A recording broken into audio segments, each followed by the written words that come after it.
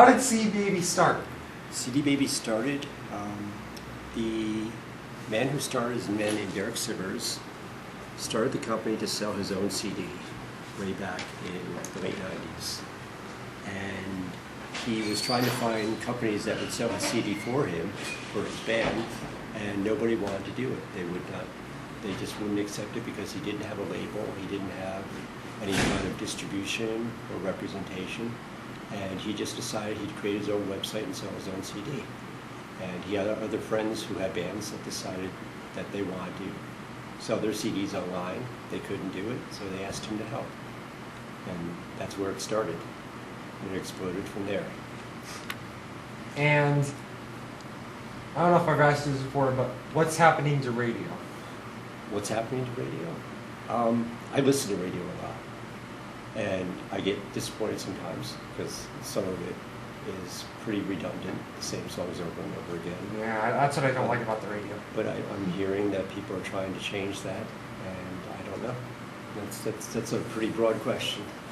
And where are you from? I'm from originally Newburgh, New York. Ah, and where's that at? That is 60 miles north of New York City. And how long have you been living out here? Since the year 2000, we moved CD Baby out here from Woodstock, New York, which is another 40 miles north of Newburgh. And that's where CD Baby Woodstock started. originated? Woodstock, that's where the festival was going to be. And they ended up having it about 100 miles to the west in the town of Bethel in New York.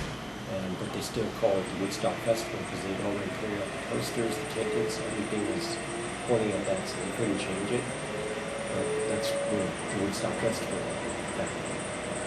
And do you think Portland's ready for Hard Rock Cafe? Yeah. Well, I think so. Yeah. Out of all the Portlands there are, let's get a Hard Rock. Yeah, I know. You know? Portland, Oregon would be the most recognizable place to find a Hard Rock Cafe. Now we are. I would like to see Portland a Hard Rock Cafe, but I'd like to see. Downtown. I would like to see a nationalization of what Portland does for musicians here. There's the most amazing musicians in this town.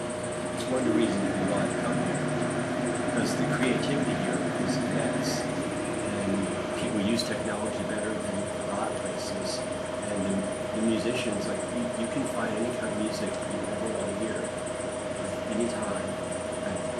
It's awesome. But I've heard Seattle has a music industry. They do. Yeah, a lot of people, a lot of bands come from Seattle. Yeah. Grunge bands. That's funny. I lived in Seattle in the 90s when grunge bands were all the rage. Yeah. The early 90s. Yep. Yeah. Yep. Well, it was nice talking to you. Yeah, it's great talking to you. I really appreciate you coming by. Bye.